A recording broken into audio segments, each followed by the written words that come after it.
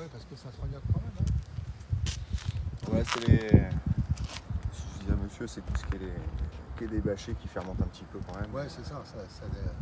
Après, c'est vrai que. Ouais, parce que je disais, monsieur, je sentais une odeur, il me dit, moi je sens plus rien. je Donc. sens plus rien. Et les comment dirais-je, les dômes en plastique, là, il y en a là ici. Oui. Ouais, ils sont là. Ils sont juste derrière. Ouais, donc ça, c'est vraiment la production. Ça, c'est la production de gaz. Ah ouais, d'accord. Avec des pneus dessus, c'est ça?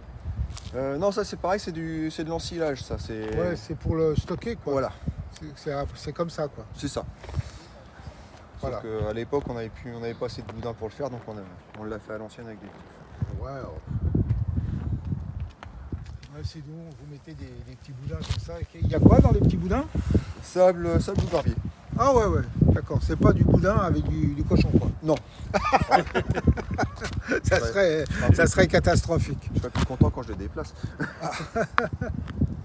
Voilà, donc nous sommes là en Seine-et-Marne, Magny-Saint-Loup.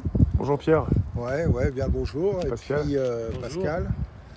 Et on va vous parler un petit peu du gaz biogaz. Et après, nous irons voir comment ça s'appelle, Coulomb, avec le super gisement de Coulomb, pétrolier, un des meilleurs pétroles du monde, hein, découvert en 1958 et qui est toujours d'actualité. On va en parler, c'est quand même quelque chose de super. Mais là, quand même, on va parler du biogaz, qui est quand même une technologie récente. On attend le propriétaire de l'exploitation, qui est aussi un agriculteur, parce qu'on ne peut pas faire du biogaz sans agriculture, c'est fatal. Il va nous parler de ce que c'est que la cive. Alors moi, la cive, j'étais resté dans les restaurants chinois, quoi. Pour moi, la cive, ça remplace, comment ça s'appelle, pas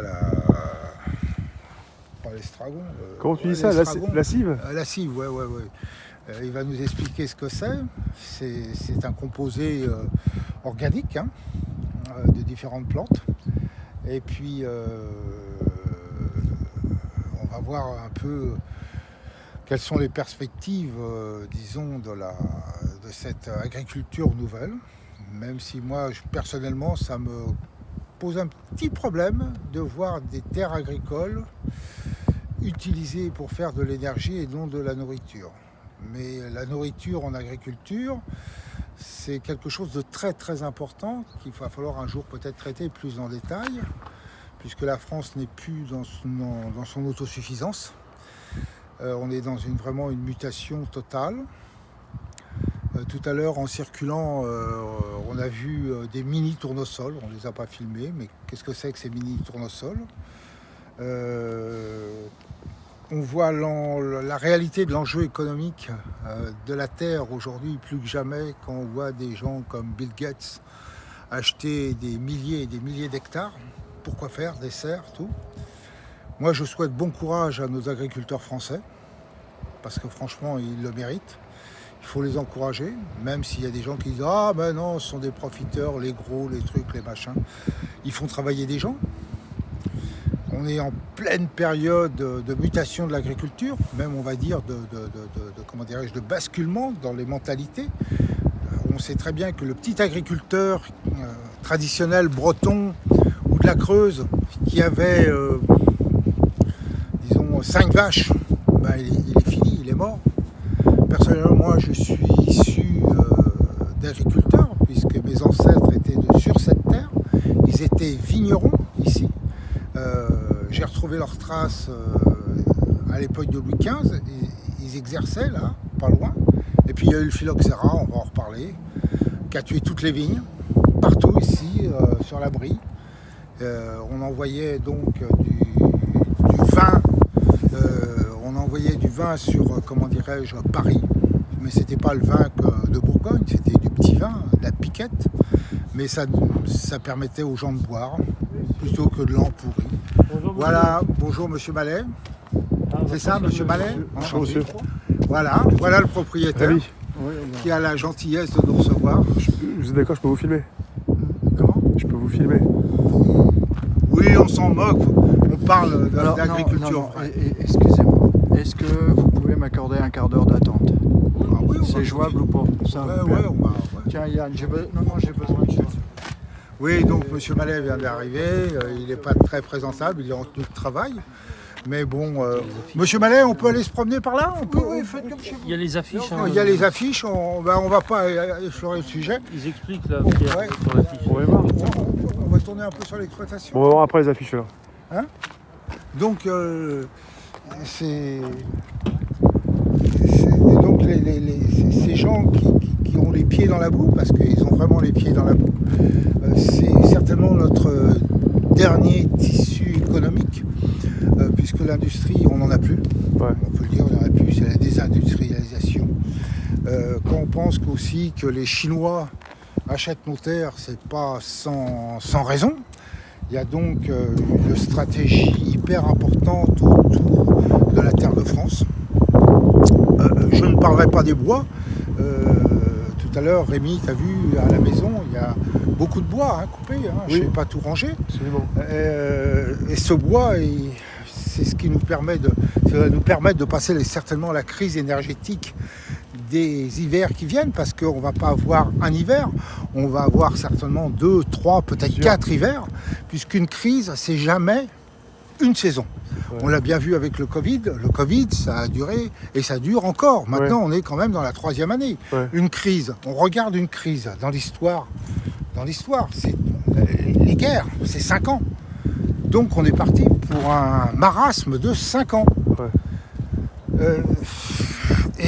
Le peu de gaz qu'on récupère, je crois que ça représente 10% à peu près des besoins du territoire. C'est déjà énorme, il faut le dire, c'est peut-être pas grand-chose, 10%. Alors il y a des gens qui vont nous dire « Ouais, mais ils s'enrichissent les gars avec ça ». Mais vous voyez les investissements qu'il y a. Il suffit de regarder toutes les constructions. Tu peux filmer un petit peu, regarde les constructions, comment dirais-je, le béton, il y a tout ça. Respect, et c'est fini. Le temps de l'agriculteur avec sa charrue derrière les bœufs, c'est fini. Tiens, des patates. Des patates. Alors ça, c'est beau, ça, quand même. Alors, c'est marrant, les gens vont voir des patates comme ça, mais qu'est-ce qu'elles font, les patates? Il y en a les patates, hein. Mais oui, alors, Ça en fait, hein. oui, mais c'est pas de la patate de consommation, on va vous dire, c'est pas assez noble. Ouais. C'est de la patate destinée, ils disent, à faire de la colle. Personnellement, j'ai glané ces patates. J'ai mangé tout un hiver avec ces patates. Ça se mange. Ouais. Moi, c'est ça qui me fait un peu mal. Elles sont bonnes quand même à la consommation. Oui, hein. Ouais. oui, bien sûr. Mais c'est Tu pas dis, elles sont pas nobles, mais ça se mange, quoi. Mais ça se mange. Je les ai Tu mangées tout dis, c'est un pour faire de hiver. la colle. Oui, ils se disent que c'est pour faire la colle. Mais ça se mange. Demain, on n'a plus à manger. Il y en a combien là, à vue de nez, là? Il y en a beaucoup, hein. Là, Ça en fait, hein. 5 tonnes. Wow. 5 tonnes qui vont partir dans le digester. Voilà. Qui vont faire du gaz. Ça, c'est ça qui me choque. Là, Voilà. c'est pour le gaz, alors. Tout ça, c'est pour le gaz. Ouais. On le voit il va nous expliquer là, Ouais. à différentes phases où on en est. Et puis là, on voit bien comment dirais-je, les dômes. C'est là-dedans qu'ils fabriquent.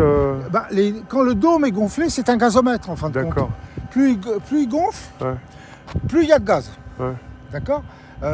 Les anciens Parisiens, s'il y en a qui nous écoutent, dans les années 50, même 60, il y avait encore des stockages de gaz au nord de Paris, Ah oui. avec ces grosses cuves énormes qui montaient en fonction de du volume de gaz. Ça reposait sur un lit de flotte et ça montait. Et c'était là-dedans qu'était propagé, qui était stocké, voilà, pas propagé, stocké le gaz de ville. Ouais. Et là, c'est un peu le même système, plus moderne en fin de compte. Donc, on récupère le gaz sous cette ambiance. Donc, M. Mallet nous expliquera ça certainement mieux tout à l'heure que moi. Mais il faut bien vraiment le remercier parce que c'est rare que les gens jouent comme ça la transparence. C'est un monsieur honnête. Déjà. Alors, il ne fait pas de cogénération, c'est-à-dire que son gaz, il l'évacue tout de suite sur le réseau de gaz. Il ne va pas transformer ça en électricité, D'accord. comme certains font. Ouais. Je ne sais pas si c'est bien, mais c'est quand même pas mal, disons, d'envoyer ça tout de suite dans la production. Mais ce que j'aimerais savoir, c'est ce que représenterait, comment dirais-je, en équivalent par exemple logement, une installation comme ici. J'espère qu'il va pouvoir nous le dire. Alors, il y a un truc qu'il faut savoir aussi, c'est que dès qu'il y a une installation comme ça qui s'installe, hein, les terres agricoles flambent autour. Oui. Ah ouais, elle double quasiment Le prix, au niveau tu veux près. Ouais, la terre agricole double. Oui. Parce que la friche n'existe plus. Est-ce que la jachère est exploitée? Je ne sais pas. Alors, qu'est-ce qu'une jachère? Aujourd'hui, on s'imagine que la jachère, c'est un champ qu'on laisse comme ça reposer pendant un an. On va les remonter bien plus loin, 5 siècles en arrière, c'est pas ça une jachère. Oui. C'était le même procédé, quasiment, mais simplement c'était un terrain qu'on cultivait, retournait 2 fois dans l'année. On coupait l'herbe, on le retournait tout 2 fois dans l'année, des fois 3 fois suivant les latitudes, pour faire reposer la terre. C'était ça la vraie jachère. Aujourd'hui, on laisse une friche en fin de compte. On va dire très ça. Mais j'en vois plus tellement de jachères. On va lui poser la question sur les jachères parce que c'est intéressant, parce que la PAC avait demandé des 30% de terre ou 20% de terre en jachère. Moi, j'en vois plus autour de nous. J'ai beau circuler pas mal dans nos campagnes, je ne vois pas de jachère. Non, j'en vois plus.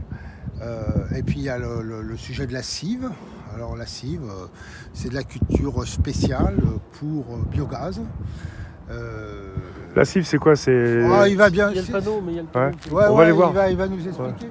C'est une, comment dirais-je, un mixte de plusieurs plantes Ouais. destinées à faire du biogaz, quoi, qui pousse quand même assez rapidement.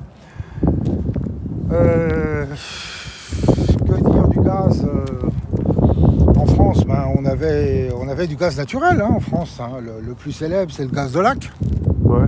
Le gaz de lac, mais c'était un gaz très chargé en soufre. Nous avions le gaz de houille, qui existe toujours, qui est utilisé, notamment dans l'est de la France, en Lorraine.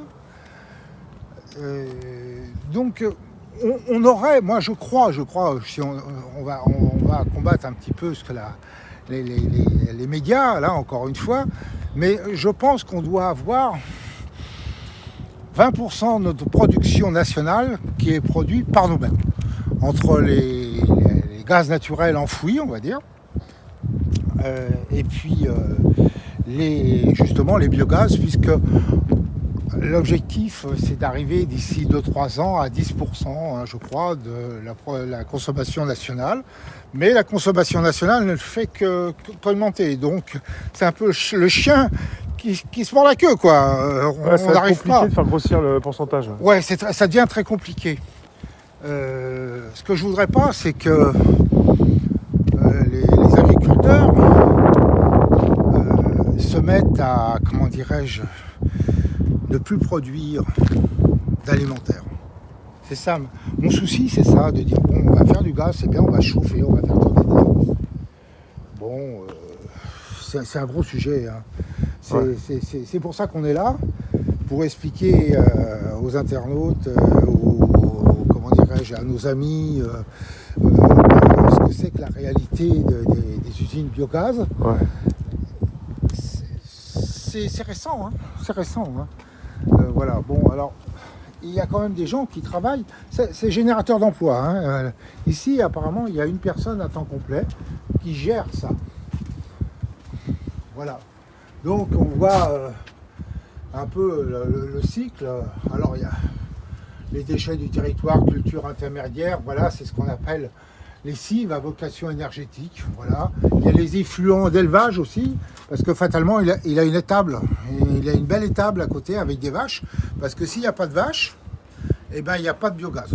Il faut toujours quand même un apport, disons, organique, issu de la digestion des mammifères. Ça pousse un peu partout, ces usines-là. Il y a aussi dans l'Essonne, il y en a partout, dans l'Oise. Il y en a de plus en plus qui se créent. Oui, il y en a de plus en plus. Donc, On fait les entrants, il va nous expliquer exactement, les entrants qu'on laisse là sous les bâches, quoi. Sous les bâches. C'est ça qui sont pas bons. C'est local. Ouais, les entrants, ouais. Énergie locale. Voilà, les entrants qu'on emmène dans les cuves de méthanisation. On voit les dômes, là. Pap, pap, pap, pap. Les dômes qu'on a vus tout à l'heure. Ouais, les dômes.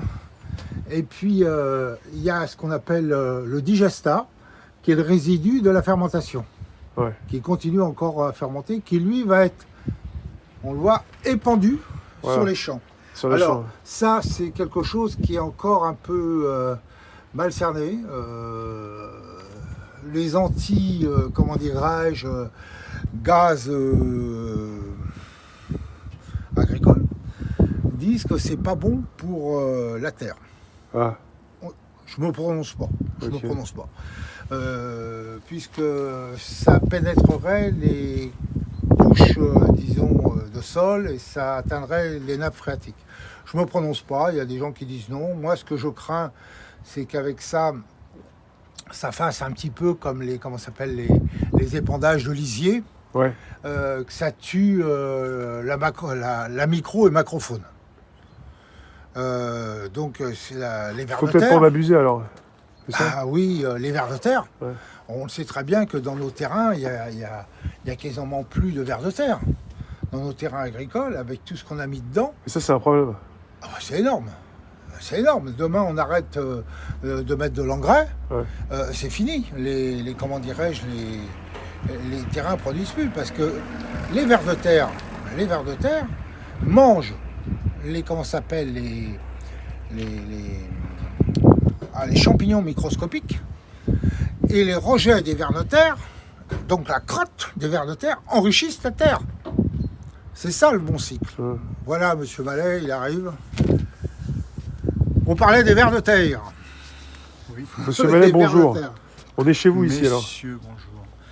Oui, en partie, oui. Ça fait combien de temps que vous êtes ici? Alors, c'est-à-dire Parce qu'on sur parlait de sur la structure Ce que- agricole, tout ce qui ouais, oui, parce que l'unité de méthanisation a été construite il y a 4 ans. d'accord, là, d'accord. Déjà 4 Donc ans. les structures agricoles, eux, sont là depuis, enfin la base est là depuis 3 générations. Et donc, vous c'est ça, m'excuserez, mais j'ai pas connu le départ.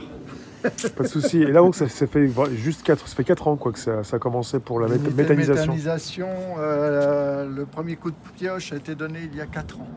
Et pour vous, Et l'unité Oui. a 3 ans de fonctionnement au 27 août d'accord. de cette année. Et quel était le déclic vous avez une envie de passer qu'est-ce qui vous a amené en fait à faire Qu'est-ce ça? qui m'a amené à la méthanisation? La pression du voisinage sur l'environnement, Ah, sur les... comment on appelle ça? Le factice.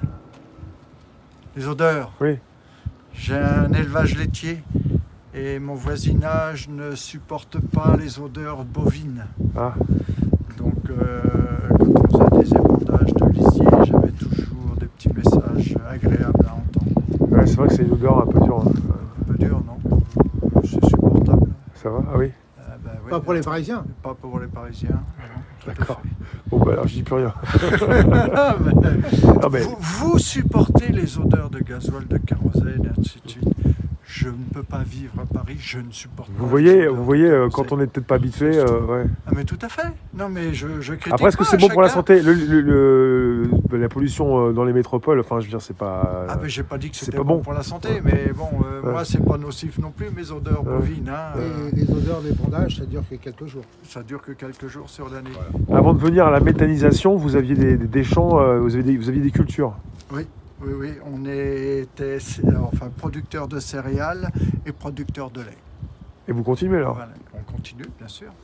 Et au jour d'aujourd'hui, tous les déjections animales passent en méthanisation, que ce soit lisier et fumier. Et l'avantage du digesta, c'est-à-dire le produit qui sort du digesteur, Oui. qui s'appelle le digesta, Digesta. est beaucoup moins odorant. Donc, c'est moins agressif au niveau Narine. des narines de mes voisins. Mais là, vous avez parlé des Parisiens, mais vous aviez aussi des narines de vos voisins du coin, quoi. On n'est pas les, Bah, ce ne sont pas les Parisiens. la majorité, 90% des habitants du hameau sont de la région, enfin viennent de la région parisienne. c'est Ah, ça. ouais, C'est non, ça, non. ce sont de nouveaux implantés. Ouais, nouveaux implantés, enfin vous les appelez comme vous voulez, mais bon, voilà. Là, on parle de méthanisation, vous sortez du gaz. On peut dire ça, c'est Ouais. du gaz. Ouais, Vous revendez. C'est du CH4. Et vous allez Donc, vendre ça, vous avez des clients. Ah ben moi, ma production est commercialisée à Engie. D'accord. Et c'est Engie qui distribue mon gaz qui est produit. Et c'est GRDF qui gère le réseau. D'accord.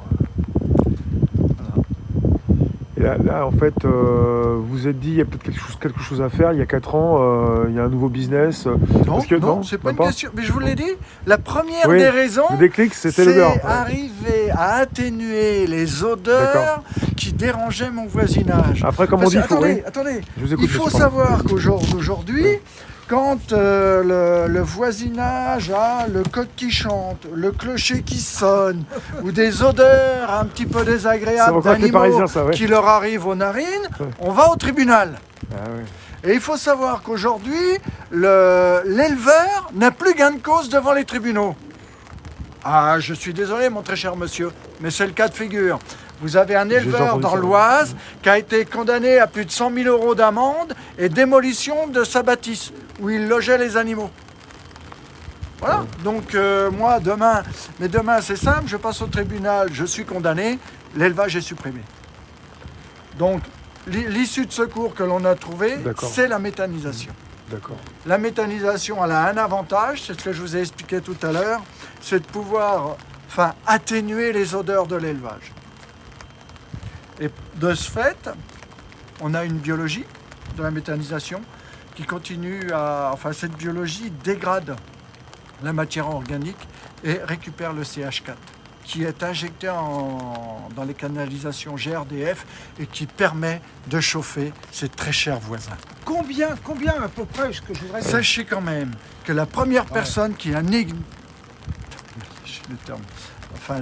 critiqué mon installation a été la première à venir râler parce que le gars n'arrivait pas assez vite à sa chaudière. Mais ça, faut le savoir. Monsieur, excusez-moi. Excusez-moi, je suis un peu, mais Vous avez le il y a droit. des vous moments, avez ça raison. fait ça. Bah oui, il fait faut que du ça bien. sorte. Ça sorte. Ouais. Je pense que NJ a dû vous donner le nombre d'équivalents logements que vous produisiez, à peu près. Oui, je crois qu'aujourd'hui, c'est de l'ordre de 2000 logements. C'est pas énorme. C'est pas non, mal. mais Non, c'est non, mais un- c'est bien, c'est c'est un déjà bon- ça. c'est un bon- C'est déjà ça, oui, c'est Voilà, pas énorme. mal C'est déjà, toujours autant Oui, oui, ce qui Ah, parle, de- qu'on de- n'achète pas. qu'on n'achète pas. Voilà, on est d'accord, là-dessus on est d'accord. Et moi, il y a plus d'un tiers, là, voire la moitié du gaz qui est produit avec les déjections animales. L'autre tiers est produit avec des sous-produits de l'agro-industrie, Ouais. l'état que vous voyez là. Oui. Et il y a un tiers qui vient de cives, cultures intermédiaires qui sont cultivées justement pour capter les nitrates des sols et en même temps, ça me sert à faire du CH4. Donc il n'y a plus de jachère. Donc il n'y a plus de jachère. C'est ce que je te À mon disais, il n'y a niveau, plus de il y a plus de jachère. jachère. Voilà, il n'y a plus de jachère. Vous êtes Voilà. agrandi en quelque sorte. Vous continuez de faire ce que vous faisiez avant. C'est un nouveau métier, donc vous avez peut-être besoin de plus C'est une de salariés, de diversification. personnes. Ouais.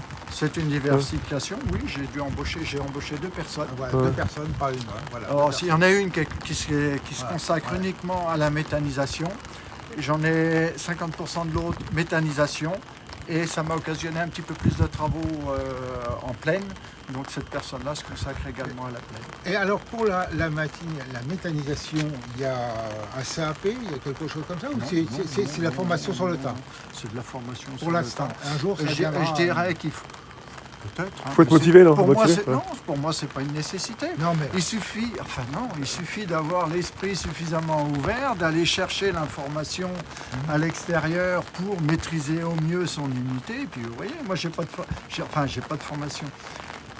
Une unité de méthanisation, c'est comme une panse de vache, ça fonctionne de la même façon. Mais non, mais de la même façon. vous savez Donc bien, ça fait 30 ans que je suis formé, Mais oui, mais vous ou que savez je me bien, suis formé. réglementation. Un jour, on mettra des formations obligatoires, des brevets, des choses. Mais il y a, On le sait, des ça, experts, on le sait. il y aura des Ouais, Il y, on a, le sait. il y a des contrôles qui sont faits au niveau de l'unité de méthanisation. On ne fait pas n'importe quoi. et Non, n'importe bien sûr. comment. Non, mais Il y c'est a un des métier ouvert contraintes, encore. il y a des contrôles de faire Ouais. régulièrement. et C'est un métier ouvert pour des gens non qualifiés. Et ils ont un statut de travailleur agricole? Oui, Oui, c'est ça. Moi, c'est D'accord. une unité agricole. À partir du moment où on a plus de 50% de produits, enfin de produits agricoles, de produits sur son exploitation, plus de 50% des matières, nous restons agricoles. Vous pouvez, Si on passe sous ces 50%-là, on devient industriel. vous pouvez nous Ah. faire visiter parce qu'on va pas L'exploitation revenir. agricole. Ouais, Si bah, vous- si vous voulez. votre système. Ah, on regarde. Ouais. On va pas vous prendre longtemps. J'ai avec toi. Parce que, Donc là, alors, ce sont des couloirs de stockage de matière et là, on voit les résidus de l'agro-industrie sur le tas à gauche. Là.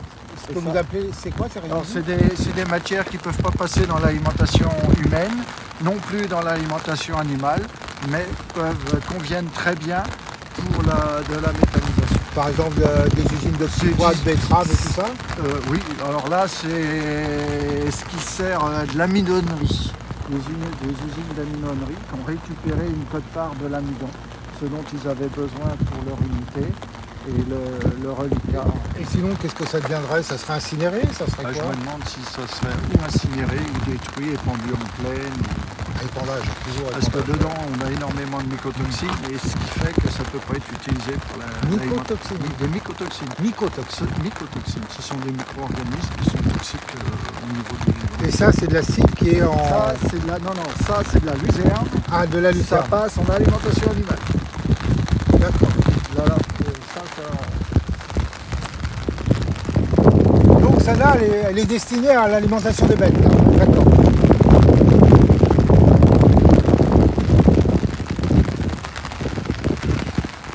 Et vous avez des contrôles régulièrement là, du type de, comment dirais-je, comme pour les pétroliers et ainsi de suite, là, qui viennent de la préfecture. Hein. Oui, il y a des contrôles. Comment ça s'appelle cette la drill? Oui, c'est la drill, je sais pas. Oui, oui, oui. Ah bon, il y a différents organismes. Oui, oui. Et là, ils viennent Par vous. exemple, on a eu les contrôles de fait sur les normes électriques. C'est Oui, passé bien la sûr. semaine dernière. Vous avez des contrôles sur l'environnement, vous avez des contrôles. Bon, ce sont des organismes. Je pense qu'il y différents. a Mais on a un cahier des charges à respecter et à partir de ce bassin de moment-là- rétention, vous avez aussi. Oui, Oui, bien sûr. S'il Bassin pleut, filtrant. voilà, c'est ça. Vous voyez, là, c'est une barre de raisin. Pareil, là, vous avez ça, c'est l'issue de céréales à droite, qui passe en métal. Voilà, tout ce qui est là, il passe en métal. Là, on a un tas de pulpe, de la pulpe déclassée. Alors, c'est le même principe. Elle ne peut pas passer en alimentation animale. au fond là-bas. Ouais, ouais, au fond. Ouais. Donc, Et tout ça, c'est mixé avant d'être mis sous les dômes. tout ça va dans le... Alors, je vous fais voir les bassins, vous me parliez Oui. de bassins. Je suis. C'est super, hein, je crois. Ouais, Hein. c'est assez intéressant. Hein. Ah, super, hein. Moi je crois que nos amis là, qui te suivent vont découvrir pas mal de choses. Là. Les jus qu'il peut y avoir au niveau des stockages, des silos. Parce que normalement ça ne coule pas, mais en fonction des conditions climatiques ou autres, on peut avoir des écoulements. Oui. Donc j'ai un système, systématiquement, c'est récupéré par des grilles. Ça arrive dans le regard que Ici, vous voyez là. la grosse piscine, enfin une piscine non, spéciale. non, le hein. regard, juste le regard. Le regard. Ça arrive dans ce regard-là. Ici, là. Ouais. Et dans ce regard-là, j'ai un système de tuyaux à flux différencié. Ouais. Et tous les jus, quand ça coule doucement, tous les jus repartent en méthanisation. Et après, les eaux pluviales arrivent là, dans le bassin de décantation. Du bassin de décantation, ça passe dans le bassin filtrant qui est de l'autre côté. Donc avec des roseaux pour filtrer en partie l'eau. Ouais, c'est assez mis quoi. Ça assainit. Ce que je voudrais comprendre, ce qui tombe ici, en fait, après, vous en faites quoi? Là, vous me dites c'est Ça les eaux. décante. Ça décante. Ça D'accord. va se décanter. D'accord. Et les après, boues, ouais, elles deviennent quoi? on les repompe et on épand ça en pleine. Rien n'est perdu, Ah, quoi. c'est ça, Ah non, tout est c'est recyclé. ça qui est le digesteur. Ah non, non, non, ça n'a rien à voir. ça. Là, c'est juste la filtration des eaux de pluie et les écoulements de silos. Donc, D'accord. alors, le système, c'est un tuyau. Vous avez l'arrivée et vous avez un autre tuyau perpendiculaire. Quand on a des petits flux, c'est-à-dire c'est les jus, ça tombe dans le tuyau qui est perpendiculaire. Et ça part en méthanisation dans le digesteur. Si, par exemple, là, il se met à pleuvoir beaucoup, c'est un grand flux. Et bien d'un seul coup, ça passe ce tuyau-là, parce que je ne peux pas récupérer toutes les eaux dans mon digesteur. Donc ça passe là et ça vient en bassin de décantation. Ça décante, donc tous les ans, c'est vidé, nettoyé.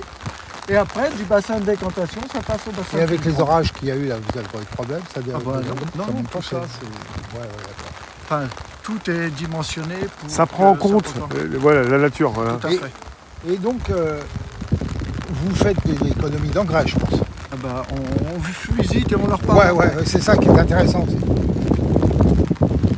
Ah, tu vois, Ouais, c'est... ça, c'est de la pomme de terre déclassée qui passe pas en alimentation humaine et non plus en alimentation animale. Ça passe en méthanisation. Quand c'est déclassé, monsieur, c'est parce que c'est quoi? On dit que c'est impropre, ça peut se manger quand même. Ah bah oui, ça peut se manger. Parce qu'elles sont pas belles, parce qu'elles sont pas belles ou Le consommateur est difficile. Vous voyez, il va pas aimer quand c'est un peu abîmé. Ah Ouais. bah voilà, un petit peu abîmé ou une patate Alors, coupée. La patate verte, Ou- tu vois, elle passerait pas. Alors quand même qu'il y en a des belles, on voit que c'est beau Ah quand bah même. oui, mais c'est déclassé. Ah ouais. Heureusement que ça part pas à la poubelle en tout cas. S'il y Ah, avait c'est une façon de valoriser le. Ouais. Enfin, c'est plus un déchet, c'est un sous-produit. un problème disons, d'alimentation, enfin d'approvisionnement des marchés, et ainsi de suite, pour pas dire de famine, je pense que ça partirait dans les gamelles, ça.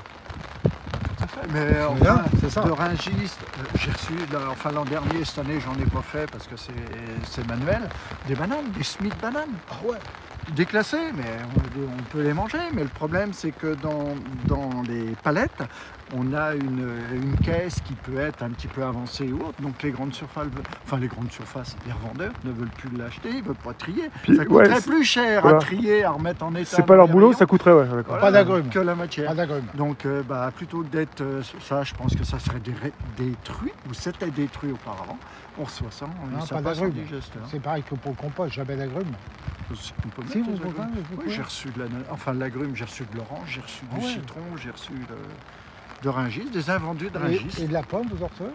La pomme, j'ai jamais eu encore. Bah, parce que quand on voit tous les anciens vergers là, qu'on a, je pense, à côté de voisins et ainsi de suite. Oui, mais alors, la pomme, ça serait le marc. J'ai un cidrier qui m'amène son marc. Oui, mais là-bas, C'est-à-dire elles sont la pas pomme, récupérées. la pomme, les pommes qu'il y a dans la région, c'est de la pomme acide. Oui, Donc elle est compressée, on récupère le Oui. jus. Et bah, après, plus tellement maintenant. ah bah si. Si, encore. Si, si, Parce si, que si, je vois si, si. autour de voisins, là, les vergers, ils sont laissés à l'abandon. Oui, mais C'est après, il dommage. faut aller ramasser, quoi. Donc, c'est toujours pareil. Exactement. Il y a un coût. Hein.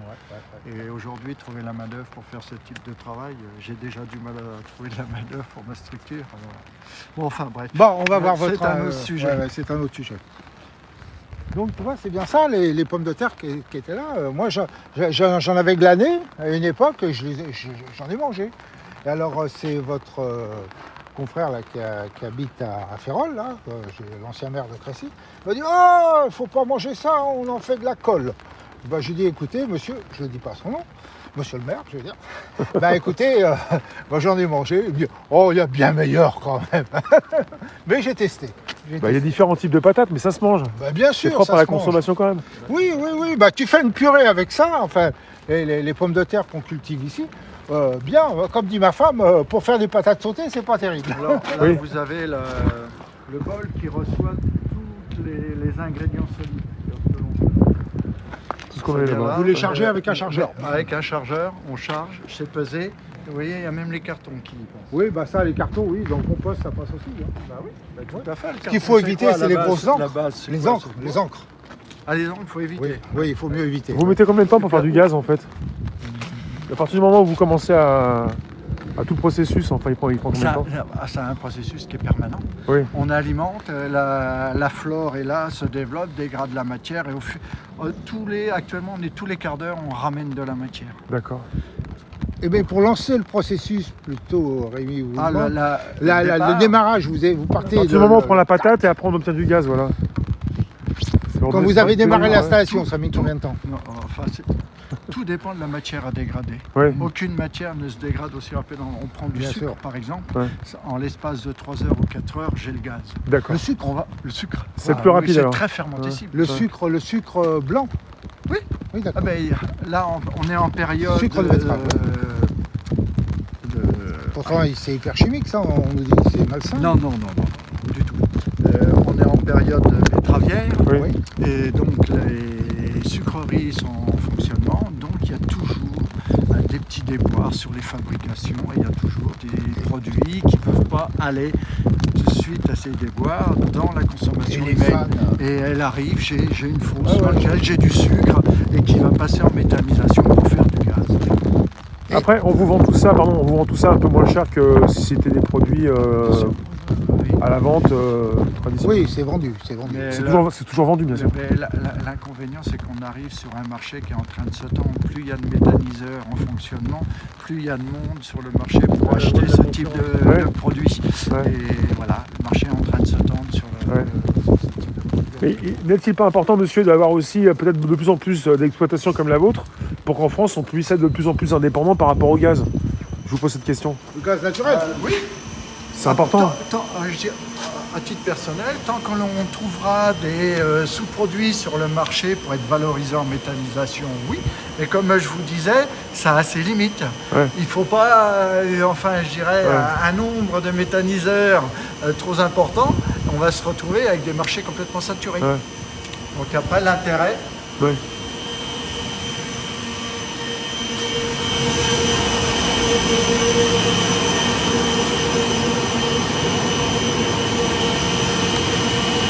dans cette cuve, vous avez toutes les matières liquides et solides qui arrivent, qui sont mélangées, broyées, mélangées, avant d'être injectées dans le méthaniseur. Là, vous avez la nourrice des différents liquides. Donc vous avez, au jour d'aujourd'hui, vous avez l'Élysée qui arrive, Ouais. et on a un sous-produit avec du sucre.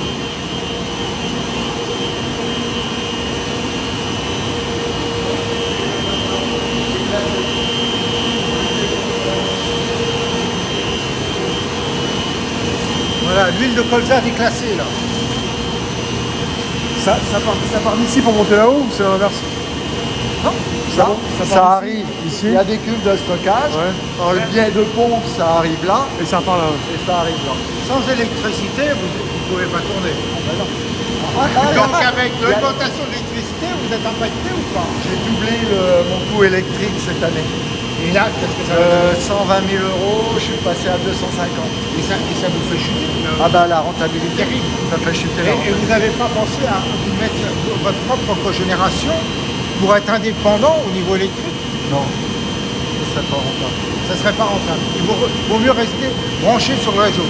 Donc, je vais dire quelque chose de désagréable, Oui, je vous très désagréable pour les gens qui nous écoutent. Comment dirais-je, les survivalistes, là, ils ne trouvent pas leur compte. Les survivalistes qui veulent tourner en circuit fermé, en circuit leur fermé. gaz, leur électricité, ils veulent tout faire, c'est pas possible.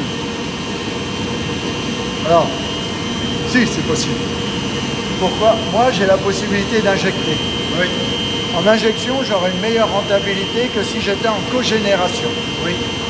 Et en cogénération, vous produisez de l'électricité et vous la vendez. Oui. Vous l'autoconsommez pas. Oui, mais là, il faudrait l'autoconsommer pour faire tourner vos bécanes. Ouais, mais le coût revient. Voilà, voilà.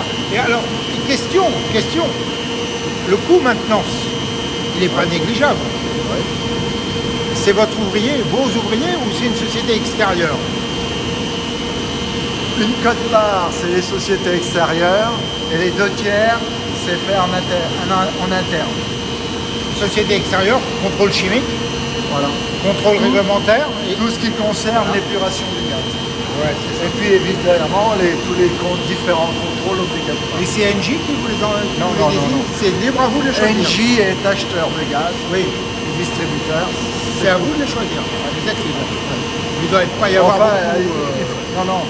il faut des organismes assermentés. Bien sûr, il ne doit pas y Sinon- avoir beaucoup de choix. Quoi. Bon, voilà, oui. Bon, on continue parce que... Je vais vous demander, pardon, la méthanisation, c'est après?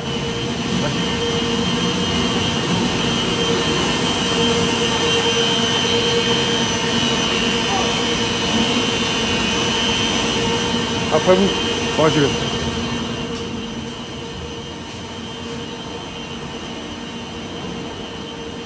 Donc là, on a la supervision. Vous avez toute l'unité sur ces 2 écrans. Donc là, ce que je vous ai fait voir à l'extérieur, le bol receveur des solides, avec les 3 brasseurs intérieurs. Là, vous avez les convoyeurs qui amènent la matière au mélangeur, qui est là. Vous avez une pompe qui envoie ça dans le digesteur. Et c'est là que toutes les fermentations se font. Donc on est on monte la matière à 42 degrés. Là on est à 41,8. En général on est à 42 degrés. Pourquoi? Parce que c'est à cette température-là que les micro-organismes qui favorisent la fabrication de CH4 se développent le mieux. Ouais, D'accord. Et la matière n'est pas chauffée. C'est uniquement la fermentation qui permet d'emmener à, on va dire, ça l'emmène entre 38 et 40. Et après, je récupère la chaleur des compresseurs de l'épuration qui est là pour finir de chauffer et monter à 40.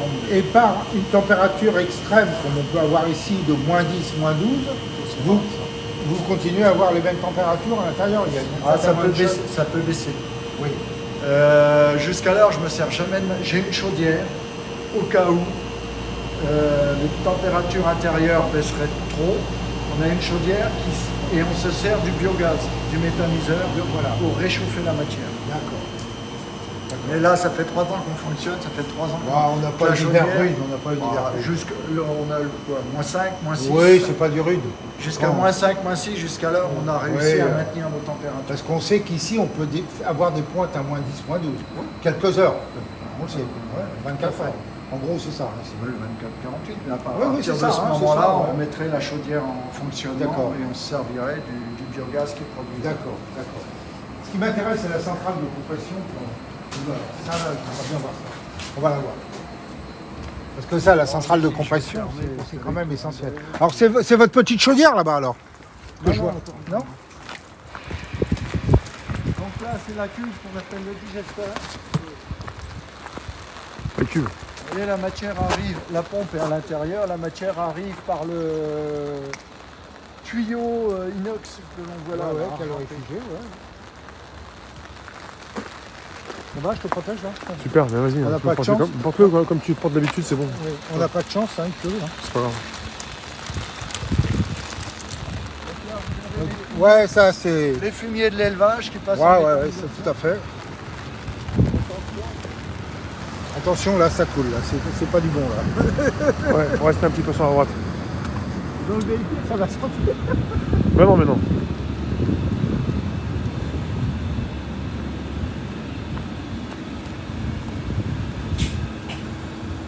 Alors dans ce conteneur-là, vous avez tout simplement une pompe qui alimente. On prend de la matière dans le digesteur pour remettre dans le mélangeur, pour monter en température les matières entrantes. Alors, je vais vous poser une question stupide. Je tombe là-dedans. Quelles sont mes chances de survie? Vous êtes bon nageur?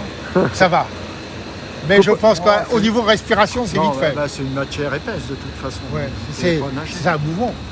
C'est mouvant, oui. Oui, et que Mais de toute façon, il n'y a aucun accès. Le hein. gaz, il tue. Mais vous pouvez pas y rentrer. C'est Non, non, hermétique, on a hein, une tout ça. question stupide. On rentre là-dedans. On respire ça pas va. là-dedans, on Ah respire oui, plus. ah hein. oui, c'est Ouais. du gaz. Oui, oui, non, mais. Il faut savoir que nous, quand on Ouais. utilise le gaz, il est odorisé. Donc on le sent, Oui, vous je avez une sais. fuite. Sinon, à la base, le gaz est sans odeur. Oui. Donc vous allez être intoxiqué sans même vous Oui, en oui. rendre compte. C'est ce que je disais, les grandes cuves, les gazomètres qu'on avait à Paris, Paris Nord, on l'odorisait aussi. Ouais. C'était principalement du gaz de houille qui venait. Du gaz De houille. Autorisé, c'est pour protéger, pour montrer qu'il y a Non, du gaz. c'est pour te signaler, oui. Pour signaler. Ouais, signaler. Voilà, qu'on puisse sentir la Voilà. présence du Ouais. gaz. Ouais, c'est ça. Une sorte de protection, Parce je que veux dire. le gaz par lui-même C'est est pas d'odeur. inodore. Voilà. Oui, c'est comme CO2. Quoi. Inodore et sans saveur. Ouais, c'est ça. Ça permet de comprendre qu'il est là. Maintenant, vous avez un système d'épuration de l'oxygène. L'oxygène, on injecte de l'eau d'eau pure pour capter le souffle. De l'eau de De l'eau Pure. de oxygène pur Ah oui, l'oxygène pur. Ouais. pour capter les souffles. C'est une Parce que le entreprise. soufre, c'est très odorant Oui. Je le laisse, hein. et c'est très abrasif. Ouais. Donc pour une bonne qualité de gaz, il faut absence de soufre. C'est pour D'accord. ça que la géothermie à Molin, avec voilà, les chocs. C'est une société française qui vous a fait tout ça? Non. Ouais, alors je remarque une chose, Rémi. Moi, ce qui m'est toujours très désagréable dans beaucoup de choses, c'est toujours les petites fermes à l'américaine. Les fermes à l'américaine, mais bon sang, on est en Seine-et-Marne, ayons nos petites fermes à nous encore, même s'il y en a de moins en moins avec de plus en plus de grands hangars. Et vous n'avez pas essayé de faire de solaire à côté de tout ça? Si, vous avez du solaire, parce que vous l'avez. D'accord. Et comment? Ah ouais, comme la méthanisation, le solaire, c'est parfait. Et le monsieur en plus fait du solaire. Ah bah oui. Ça c'est bien pour l'autonomie ça. Oh, je sais pas. On en parle Fermenteur. J'arrive. Hop. pas. On va voir, super. Faut se tenir un petit peu parce qu'on peut glisser. Hein. Tiens-toi, faut se tenir un petit peu sur le bord sinon ça glisse. Allez, si vous voulez regarder. Oui. Non, non, là. Là. Alors attendez, j'ai peut-être pas nettoyé les carreaux. Et là, on voit D'accord. l'intérieur du. Voilà, vous avez l'intérieur de la cuve. D'accord. Vous fermez parce qu'avec la lumière, il verra pas. Il y a quelque chose, on voit, ouais, ça n'a bien pas l'air sûr. d'être très agréable quand même. Hein. Alors, matin et soir, on passe là pour faire la surveillance de la matière. Voir qu'il n'y ait pas de mou. Non, monsieur, c'est bon. Ah, elle est bien remplie la cuve, hein. Ici on voit bien, ouais. Elle est bien remplie, ouais. Elle est remplie jusqu'en haut, quoi. Et Juste ce ici, que ouais. vous voyez dessus qui est gris, Oui. c'est le soufre. Alors le soufre, il est sous forme de gaz au départ. Au contact de l'O2, il se cristallise. Oui, d'accord. C'est le soufre que vous voyez en surface. D'accord. Et ça, après, ça passe dans cette cuve de stockage. Le soufre également. Et c'est répandu en plaine et la plante est friande de soufre. D'accord. Et là, vous pouvez vérifier un petit peu si tout se passe bien. Voilà. Par le À l'œil. de l'eau. Ouais. Ah ouais. Une question aussi peut-être saugrenue. Vous avez des contacts entre exploitants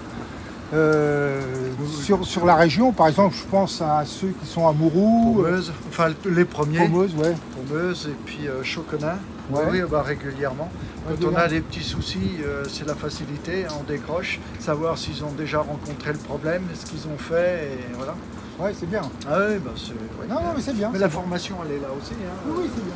Chaque unité a ses particularités, mais le fonctionnement dans l'ensemble est quasi identique. Quoi. Ouais, c'est bien. Donc, Et durée de vie d'une installation comme ça, qu'est-ce que vous en avez pour l'instant? le contrat gaz est sur 15 ans, donc il faut qu'elle fasse 15 ans. La question de la porosité des bâches, parce que ça, c'est ce qu'il vous est souvent reproché. Et sont garanties 25 ans. Parce que quand je vois la bâche, ça me fait penser aux bâches des bateaux pneumatiques. Mais attendez, là, sous cette bâche-là, vous n'avez pas le gaz. Ah, d'accord. Cette bâche-là, elle est là uniquement pour protéger de l'extérieur, la pluie, les oiseaux, et D'accord, ainsi de suite. d'accord. À l'intérieur, vous avez une bâche qu'on appelle le gazomètre. Et si vous regardez, Ouais. vous voyez un filet dedans. Je vais montrer. Oui, allez-y. En hauteur, vous avez un filet.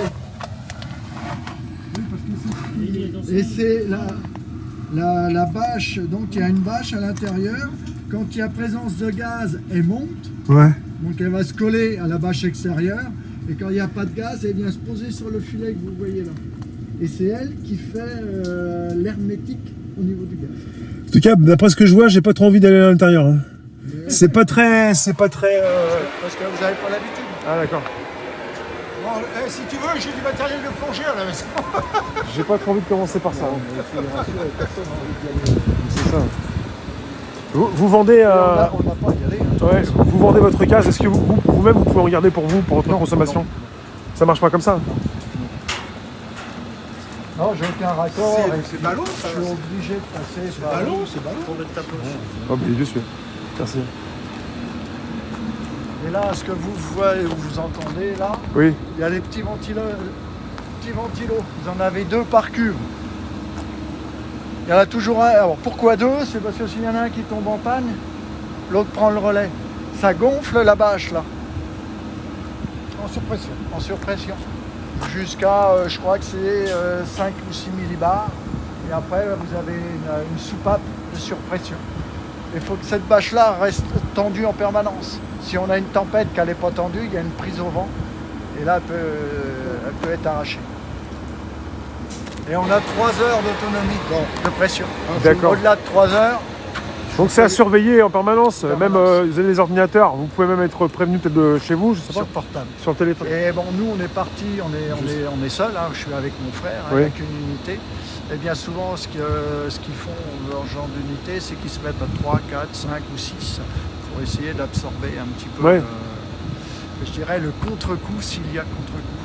Donc nous, ici, il faut que ça fonctionne H24. Et moi, comme mes salariés, ils ont une demi-heure pour intervenir sur le moindre souci. Ah oui. On est relié en permanence sur le Il faut portable. qu'il réside Donc, tout à fait oui. proximité. On a eu, par exemple, la semaine dernière, une micro-coupure. Ah oui, déjà, ouais. Électrique. Électrique. Ouais. Tout à l'arrêt. On a été 4 heures à remettre en route la machine. Vous avez un groupe électrogène ou pas? Vous pouvez... Non, même pas. Je sais pas. Donc là, s'il y a des micro-coupures qui surviennent, il faut être assez réactif. Dans le quart d'heure qui suit, Ouais.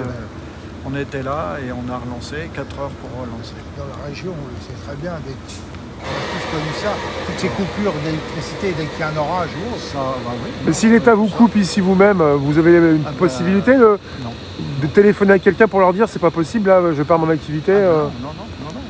Moi, je suis à la même enseigne que tout le monde. Ouais. Oh, L'État baisse l'intensité, C'est catastrophique. mes moteurs tournent plus. C'est Et puis, catastrophique. j'attends. Ah bah oui, pour moi c'est oui, catastrophique. oui. Et le pire de tout, c'est que la biologie, on ne peut pas l'arrêter. Ouais. On produit du gaz en permanence. Oui, c'est ça. Donc une fois que les gazomètres sont pleins, j'ai 4 à 5 heures d'autonomie. Au-delà, c'est torché. Ah ouais. Donc j'ai fonctionné, j'ai fourni la matière et en plus je torche, c'est donc dur, c'est hein. pas Et commercialisé. donc s'il y a une coupure d'électricité, après il faut tout recommencer, et vous avez des grosses pertes, quoi. Bah, oui. C'est pas foutu, faut Ah tout non, refaire. l'unité par elle-même, Ouais, non. Mais ouais. c'est toute la production du moment qui Gâchée, est- voilà. qui ne peut pas être Ouais. Et commercialisée. vous avez vraiment pas envisagé d'un bon groupe électrogène diesel? Ça coûte trop cher peut-être, non? Et, il y a beaucoup de choses. C'est le plus. C'est des frais en le plus, le ouais. plus, c'est vrai, il en faudrait un. Ouais. Un groupe électrogène pour fournir l'unité ici, c'est plus de 30 000 euros. Combien? 30 000 euros. 30 000 euros. Donc 30 000 euros, bah oui, mais vous me dites, oh, 30 000 euros. Non, mais Plus le Mais- stockage, plus le autre chose, stockage. Non, il arrive Le un stockage. moment- En plus, le stockage. Parce que le stockage, c'est de l'ordre de 15 à 20 000 en plus. Si on le Donc met il en arrive norme, à un hein, c'est moment, ça, faut dire stop. Quoi. Bon, bah là, Une on cube. tend le dos. Ouais. Ça peut coûter cher si on a des coupures longues. Ouais, 2000 litres. Mais Ah non, il Ils faut ont au moins une prévu 4000 de- litres. hein. Ils ont prévu de faire des coupes. Ah ouais, il faut au moins une cube de Par 4000 par rapport à ce sujet-là, vos cuves, vous les nettoyez, vous devez les nettoyer Non, tous les combien? jamais. Non, pas jamais. Pas besoin. Non, enfin, jamais. Pas pour l'instant. Ce qu'il faut faire attention, on a des brasseurs à l'intérieur qui mettent en mouvement la matière en permanence. Donc ça tourne 5 minutes tous les quarts d'heure. Il ne faut pas qu'on ait de minéraux qui se déposent en fond. D'accord. À partir du moment où on a des dépôts qui se font, bah, la cuve se remplit, et il arrive un moment où on n'a plus de surface pour la biologie. Donc là, on est obligé d'ouvrir et tout vider. Voilà. Mais Et pour l'instant, il y a que vous 3 ans de passez par-dessus. fonctionnement. Ah oui, là on Ah ouais. débâche. Là, tout est à l'arrêt, on débâche. Et ça, Et attendez, on peut peut-être répondre à ce téléphone. alors attendez, on finit le tour. Oui. Ouais. C'est bien, hein? Ouais. Hein, je te l'avais dit que ça serait... T'apprends des choses aussi, Pierre, toi, hein? Oui, c'est très intéressant parce que les gens voient ça dans les champs et ils ne savent pas ce que c'est. On se pose beaucoup de questions. Hop. Attention.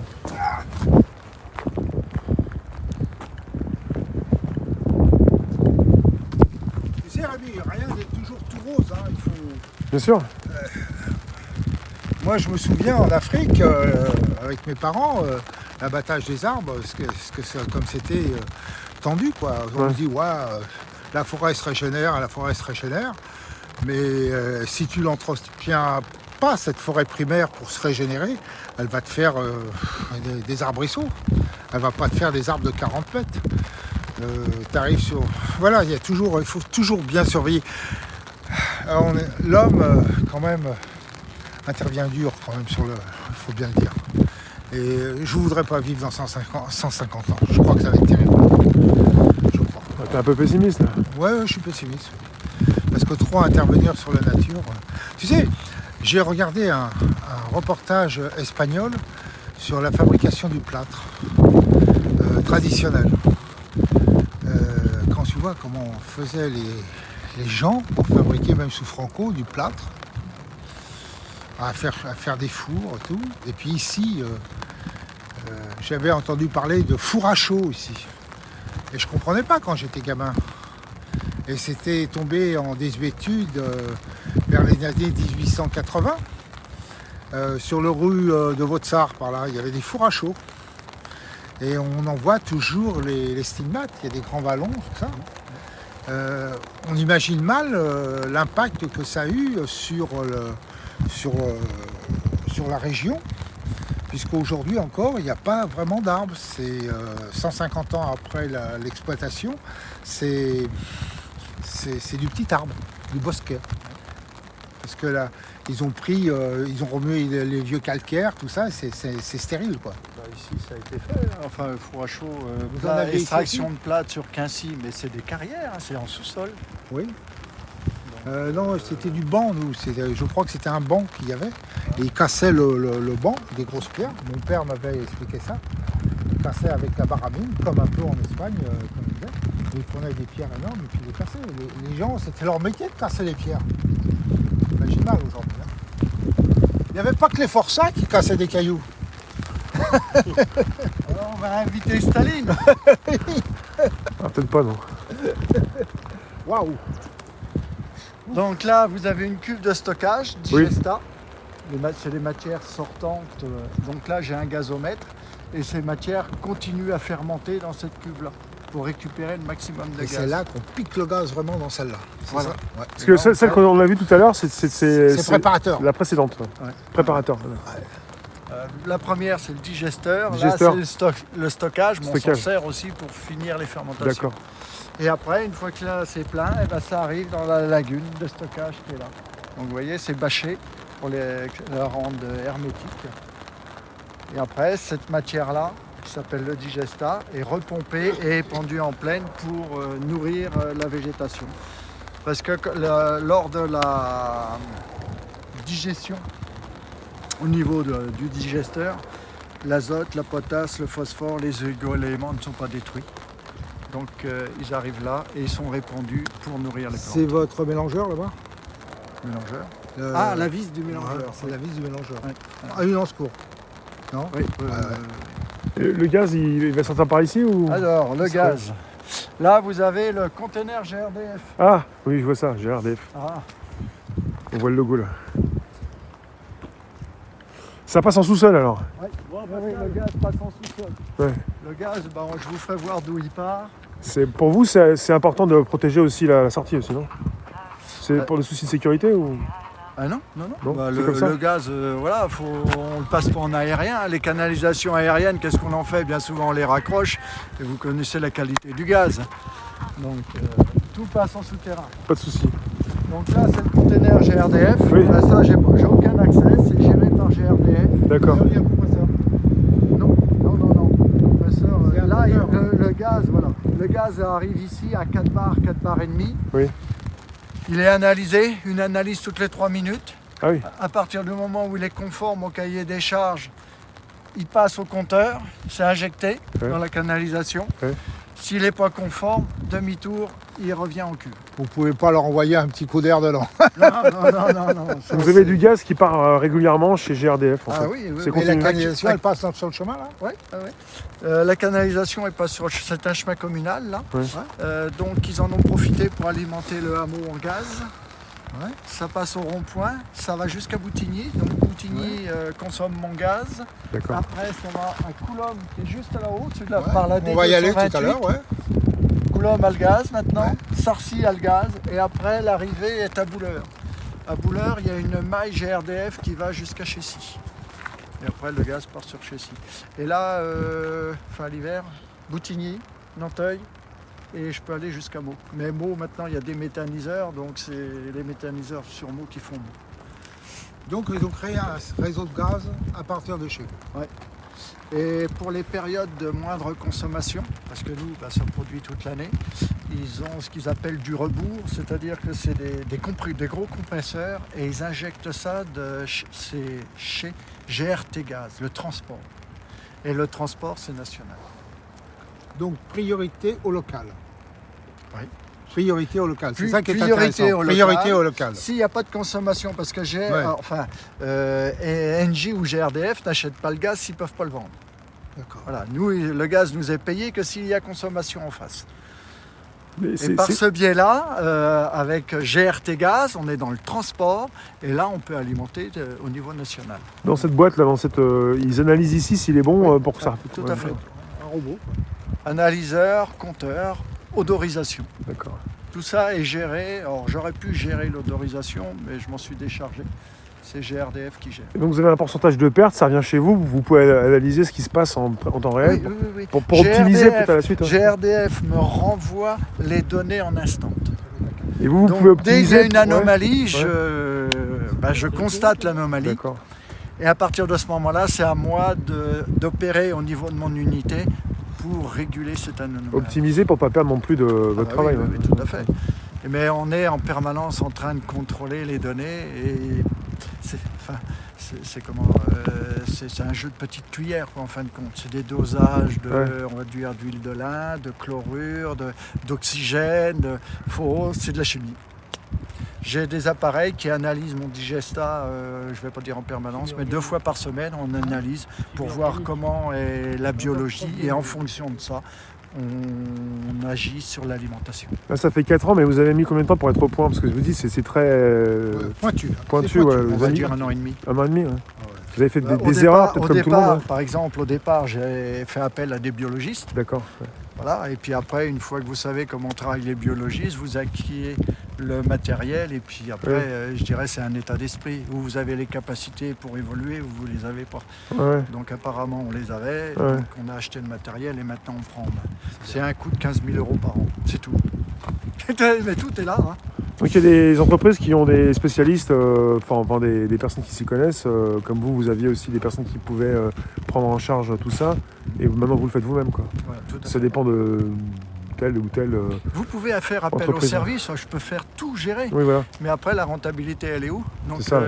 voilà. Et puis en face, comme je vous disais, il y a un investissement. Il me faut une rentabilité. Ouais. J'ai pas le choix. Bien sûr. Alors les Donc, parcelles. et après, c'est à moi. Plus je serai performant, plus je pourrai me permettre d'éviter les services extérieurs et d'avoir de la rentabilité. Les intermédiaires. Ouais. Les parcelles On qui vous sont laisse là, répondre c'est vous, peut-être. ça Oui, C'est vous, c'est à vous ça C'est vous. On va laisser répondre à son téléphone. Peut-être monsieur. Il est On souvent. va ça. Il a besoin de répondre à son téléphone. Bon, ouais. Comment? T'as vu, regarde un peu l'autoroute, il y a quand même de la circulation. Hein. Il faut s'immerger dans le truc pour arriver à comprendre. Tu connaissais autant avant de venir un petit peu Oui, Ouais. c'est parce que c'est un sujet qui m'intéresse. C'est pour ça que tu voulais qu'on vienne ici parce que tu Oui, connaissais un parce peu. que c'est un sujet. Tu sais, moi à l'origine, je fais de la thermique. Pour moi, c'est les grandes installations thermiques, les hôpitaux, les musées, les grandes administrations, aussi bien en construction qu'en maintenance. Je suis passé par les phases, on va dire, charbon, très peu, fuel, gaz, cogénération, réseau de chaleur aussi. Et bon, je ne vais pas raconter ma vie, mais ça m'a toujours hyper intéressé de faire les réseaux de chaleur. Comme par exemple la géothermie de moules, les choses comme ça. On va parler peut-être un petit peu de géothermie tout à l'heure. Et comment dirais-je, ça vibre dans moi, quoi. J'ai voulu faire ce métier. Donc la passion est là. Tu peux pas dire je quitte le secteur d'activité et puis j'oublie. Non, tu vas construire des choses comme ça dans la campagne autour de toi. Bah, tu vas sur Internet, tu te documentes, tu vas voir des gens qui sont plus ou moins sympas, mais la personne qui nous reçoit est vraiment très sympa. T'apprécies la visite hein Oui, oui, bien sûr, bien sûr. Avec des choses que tu connaissais pas Je connaissais pratiquement rien. Ouais. Je connaissais CO2, voilà, Ouais. CH4, tout ça Ouais, je connaissais. Mais... Tu vois, tout à l'heure, on va aller là-haut. Oui, là-haut, sur la colline. Ouais, parce que ici, c'est très pétrolifère ici en dessous. Ouais. On va en parler parce que c'est très Juste important après, ouais. le pétrole ici, Ouais. le pétrole. Oui. C'est-à-dire ici on n'a pas d'idée mais on a du pétrole, m'a dit Pierre. Ouais. Ouais, c'est ça. Mais bon, Et toujours avec Pascal et avec Pierre on va croiser. et Monsieur Mallet. Monsieur Mallet, votre métier... Pénurie de fuel, qu'est-ce qu'on fait? Ah, Pardon? Pénurie de fuel. Plus de fuel. Ce que je disais, ça roule quand même sur l'autoroute. Bah, Ouais. hier, j'ai rencontré Mais nous, pour bosser, un conducteur, un ouvrier agricole, là. À Coulomb, là-bas, où attends, le il joueur va d'engin, là. répondre peut-être. Il était un peu ennuyé au niveau dans son tracteur. Il rentrait juste. Et sur la route de Coulommiers hier, j'ai vu des véhicules en panne. Bon, enfin, Monsieur Mallet, votre métier, on peut l'appeler comment? Comment? Votre métier, on peut vous appeler... Agriculteur. Ouais. On ne dit pas méthaniseur, enfin je sais pas, je vais écorcher les mots. Non, enfin pour l'instant, je pense qu'il n'y a D'accord. pas de nom pour Ouais. attribuer les personnes qui gèrent ce type d'unité. D'accord. Je suis désolé. Ouais, vous êtes soucieux parce que... Un méthanier, mais un méthanier, ça méthanier, fait industriel. Ah ouais. Là, vous êtes soucieux, je le comprends bien. Il y a des pénuries, même pour vous. Hein. Il n'y a pas que pour les Mais particuliers. Hein. On a un métier qui évolue, c'est tout. Ouais. C'est ça. Là, vous me parliez de pénurie de fuel. Là, en ce moment, c'est difficile pour tout le monde. Et même là c'est pour votre travail. Ouais. Il y en a qui cherchent de l'essence pour les bosser. Et vous, moi aussi, pour aller travailler, faire travailler mes engins. Ouais. Ah ouais, là, c'est Il compliqué. faudrait pas que ça dure tout ça. Hein, parce Non, tout à fait. qu'on est assez nombreux à vouloir bosser. Ouais. Je vais pas rentrer, non, couper. Non, je dis pas. Je Je vais rentrer dans le débat. Non, pas de souci. Ben, vous savez, je connais Ouais. quelqu'un qui est très bien placé au cabinet du préfet. Très très bien. Comme il Ouais, dit, je vous laisse parler. les agriculteurs, Je te reprends. Quelque part, c'est une assez grosse exploitation. Hein. Oui. C'est du volume. Hein. Je sais pas ce qu'ils veulent se dire, mais je vais revenir après. Je Oui. dirais méthane agriculteur. Méthane agriculteur. Ouais. J'attends qu'il nous parle un petit peu de ce qui se passe ici. Tiens. Ils affichaient des 3 000 € net par mois. Et on est en grève. Donc, bah oui, moi j'aimerais bien gagner ça. Moi, je vais dire une chose. Ça m'énerve quand je vois ça. Professionnellement, Mais bon, comme je c'est disais, comme ça, chacun j'étais ses dans le thermique. opinions. J'étais dans le thermique. J'ai répondu une fois à un appel d'offres à la raffinerie Esso, là-bas, à côté du Havre. Je suis arrivé le matin, il était 9h. Je suis reparti, il était 16h. J'ai pas déjeuné. Il fallait que je fasse toutes les installations en vue. J'avais, en sortant, des nausées, mal de tête. J'ai roulé toute fenêtre ouverte jusqu'à Chauffour. C'était épouvantable. Les mecs qui respirent ça toute la journée, mais ils doivent avoir, disons, les globules bouffés, mais bouffés. On parle des égoutiers, on parle de vos gaz là, mais eux c'est toute la journée, toute leur vie qui vivent dans cette odeur de méthane, de pourriture. C'est terrible. Mon voisinage râlait parce que mes vaches sentaient Oui. une odeur qui leur est très désagréable. Moi, ça fait 50 ans que je vis avec elles. Puis, où est le problème? Il y a une accoutumance, enfin je pense qu'il y a une accoutumance et puis voilà, c'est mon métier. Mais oui. Je tolère les inconvénients de mon métier. Ouais, Parce que c'est un métier que j'aime. tout C'est ce que je simplement. disais, moi j'ai passé ma petite enfance Mais en c'est pas Afrique. parce que, excusez-moi, vous disiez les globules agressés par les odeurs. Peut-être, Les globules. mais les globules. Mais moi, apparemment, mes parents ont pas fait centenaire, mais s'en rapprochaient. Et ils ont vécu comme Non, moi, non, oui, oui. avec le même métier, avec les mêmes nuisances, Oui, avec oui. les mêmes odeurs.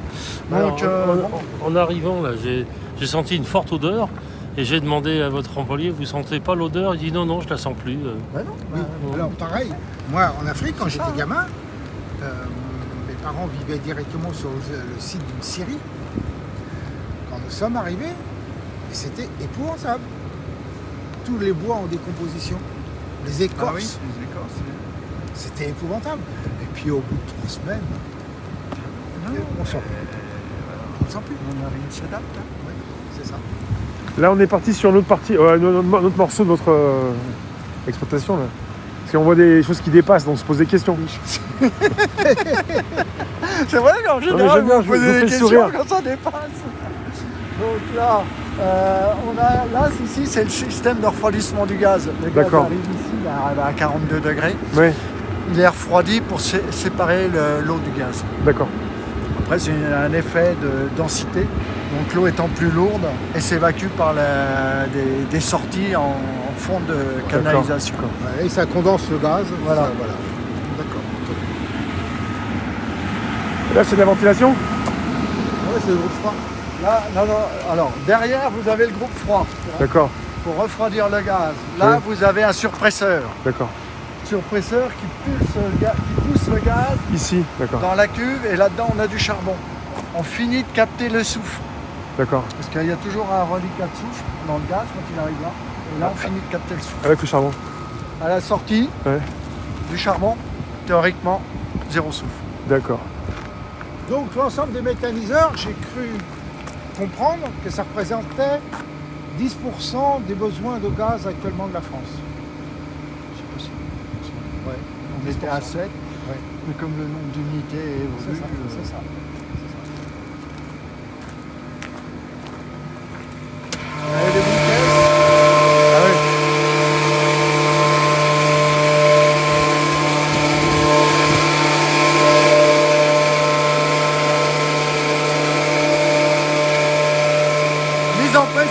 14 bars. Passage dans un bain d'huile pour épurer, continuer à épurer le gaz. Ça fonctionne à 24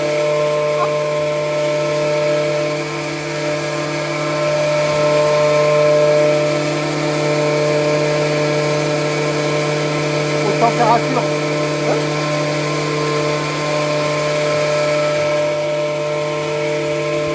C'est quoi ça? L'huile haute température, qui résiste aux hautes températures. Ça n'a rien à voir avec l'huile que tu mets dans la voiture. Hein. Rien, Ouais, rien. bien sûr. Tu mets de l'huile de voiture là-dedans. Donc là, vous avez le schéma des membranes. Le gaz, ils sont à côté les membranes. Vous pouvez prendre le schéma avec l'explication. Bien sûr.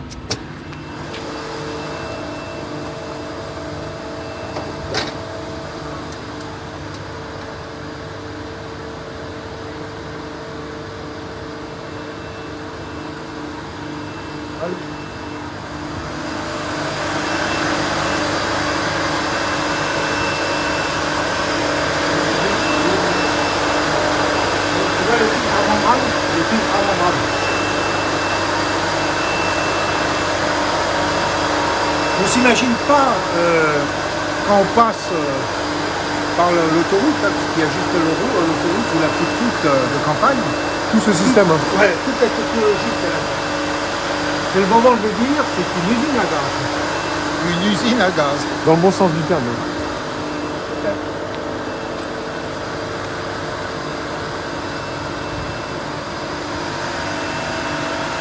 Et là, vous avez des analyseurs. Analyseur. Hein. Avant que le gaz soit envoyé à GRDF, il est analysé en matière. Ok, analysé ici. Il nous a dit ces machines, il les a achetées en Allemagne. Enfin, c'est ça? Ouais. Technologie allemande. Ouais. Ouais. C'est pas français quoi. Je vais remonter un petit peu de plan. Là. Donc le biogaz est séché et désulfuré après passage dans des charbons actifs. Et là, tu as le méthane. Un faisceau de membrane perméable. C'est ce qu'on a vu, les Laisse passer tubes les horizontaux. molécules. Voilà. Non, je pense que les gens qui nous écoutent là vont être ravis parce que Bien sûr. c'est, Je pense. on en découvre quand même pas mal. Hein. Moi, je voyais pas les filtres à membrane comme ça. Ouais, j'en vois 5 en bas, non 5. Non, 5, 5, 10, 15. Il est encore à droite, non? Après, il est encore là-bas. Ouais. Et puis après, si on veut augmenter les capacités d'injection, il faut rajouter de la membrane. Je vais te dire, Ouais. Rémi, une chose simplement. Si tu devais simplement remplacer un déflexible, là, blindé, ça va faire mal à ton portefeuille. Rien. Quand je me suis commencé à me renseigner sur justement Vous avez mal à l'unité la de tête. méthanisation, j'ai commencé par ça. Le hasard, moi j'étais à un salon là, à Paris sur la méthanisation. J'ai commencé par ça. Puis, je me suis assis, j'ai dit je pense que c'est pas pour moi ça. Pas l'habitude à ces chiffres-là. Puis après, tu manipules, et puis aujourd'hui, voilà. Avec cette technologie, après les chiffres que vous nous avez communiqués, il faut aussi penser à la sécurité aussi, non? Je pense à protéger tout ça, à surveiller. Ah bah, c'est du permanent, c'est du H24. Je pense à ça directement hein, quand vous me dites tout ça. Hein. Ouais, Parce que alors, c'est vraiment votre tout ce que vous êtes plus cher aussi ici. Ouais, il y a tout. La superficie fait combien ici? 300 hectares. 300 hectares. Ouais. Et les pompiers, ils sont, c'est un établissement classé, je pense. Non, pas. On est passé. Les pompiers, Ici, il y a eu une étude, mon voisinage m'a demandé une étude danger. À 70 mètres du digesteur, risque zéro. Risque zéro à 70 mètres. incendie. Mais il n'y a pas de pression. La pression, elle arrive, elle est là-dedans, la pression. On monte à 14 bars, mais enfin, il est là-haut, après, il est épuré. Moi, j'injecte à 4 bars et demi. Donc, de 4 bars et demi, ça part de là, et ça va en souterrain, directement au container GRDF. C'est le seul tuyau à risque. Là-haut, je suis à 2 millibars. Pas de pression. Donc ça perd, ça fait. On peut avoir un incendie, comme il y a un incendie dans un pavillon, une chose comme ça, une grange, mais il ne peut pas y avoir d'explosion. Ça, c'est pas possible. Une grange. Voilà.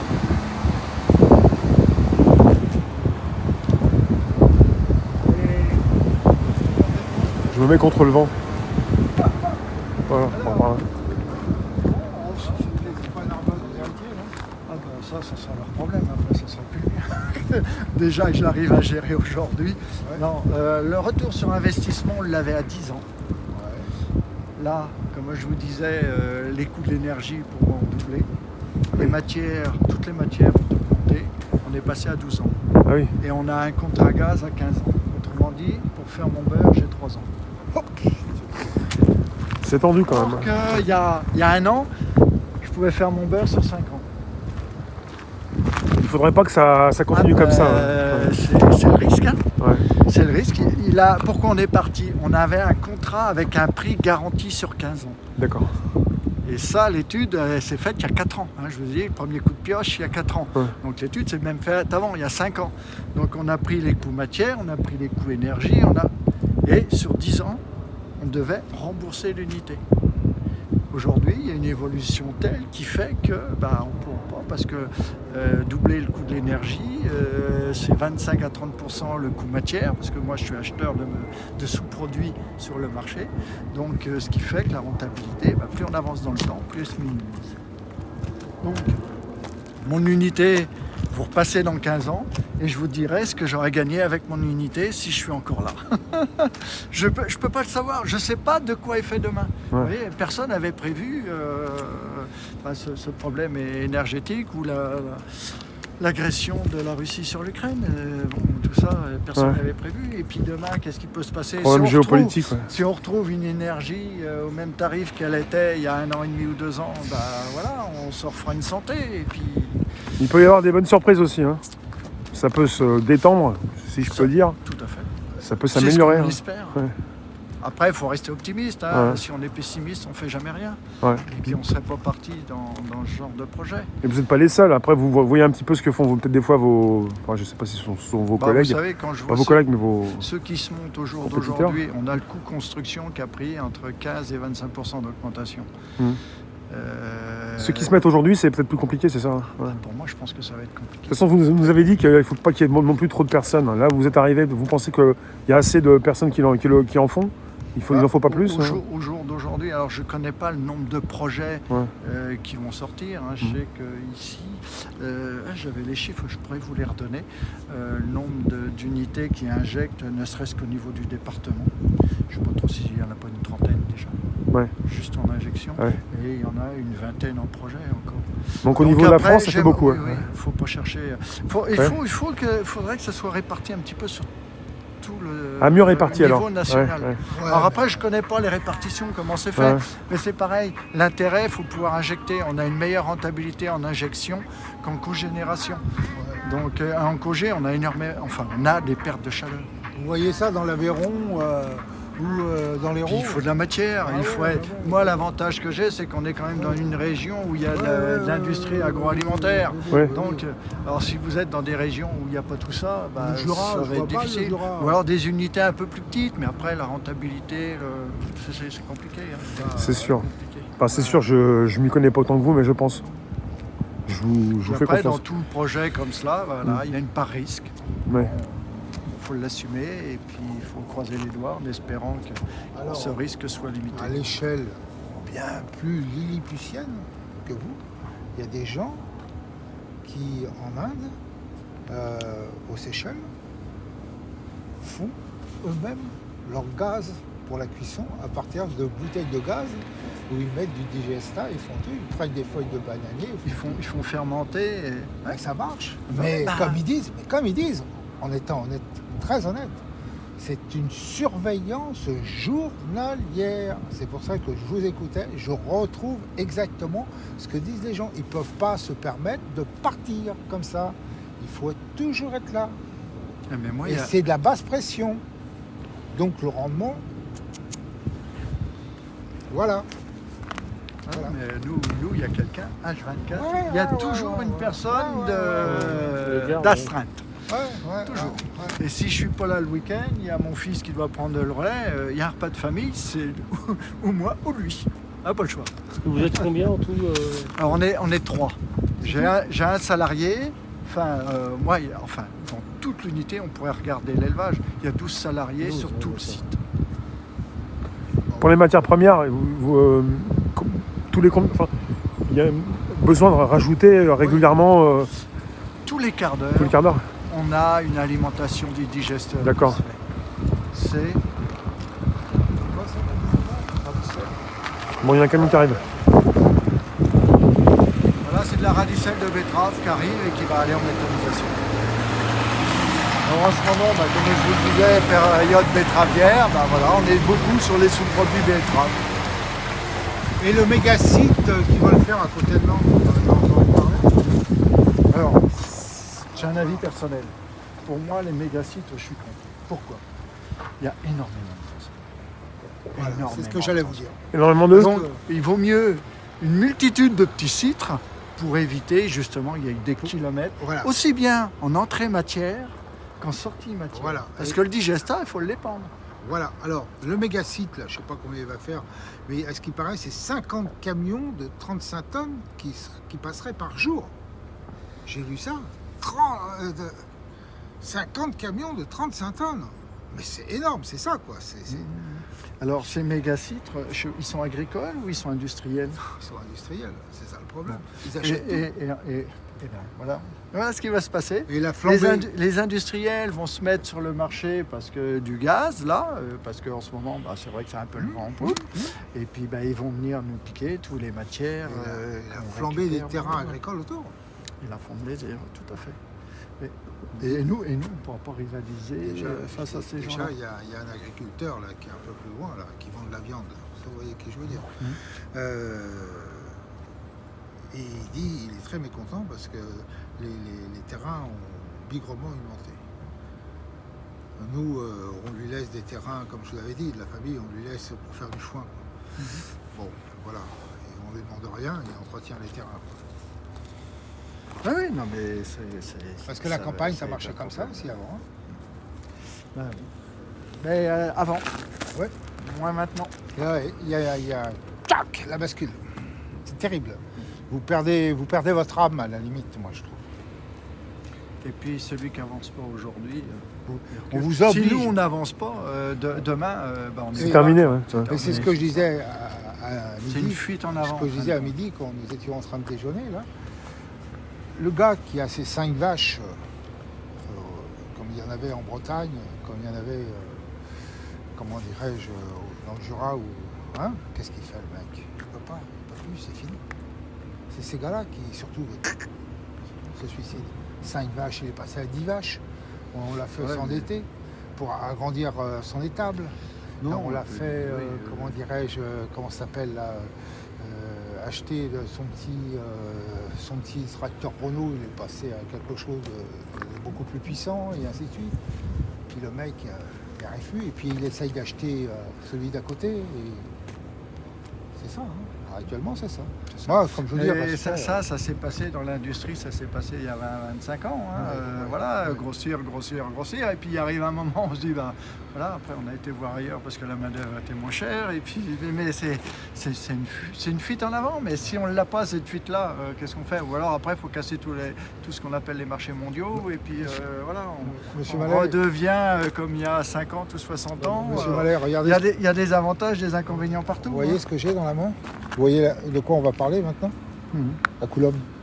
À Coulombe, ça? Non, on va parler du Jurassique. Voilà, on va en parler avec nos amis. On vous remercie beaucoup. Moi, ce que je voulais savoir, c'est le lavoir. Il date de quand? 19e?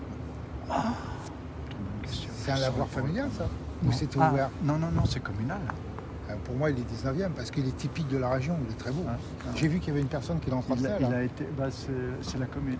La commune qui l'entretient. Très bel ouvrage. Il a été rénové. Je ne le connaissais pas. Il y a une dizaine d'années. On va aller le filmer un petit peu parce que c'est un très bel ouvrage. C'est du patrimoine. C'est, comme je dis, c'est comme la dame, là, comment elle s'appelle, qui s'occupe du patrimoine à la mairie de Crécy. C'est pas mal ce qu'elle fait, il faut le dire. C'est pas mal.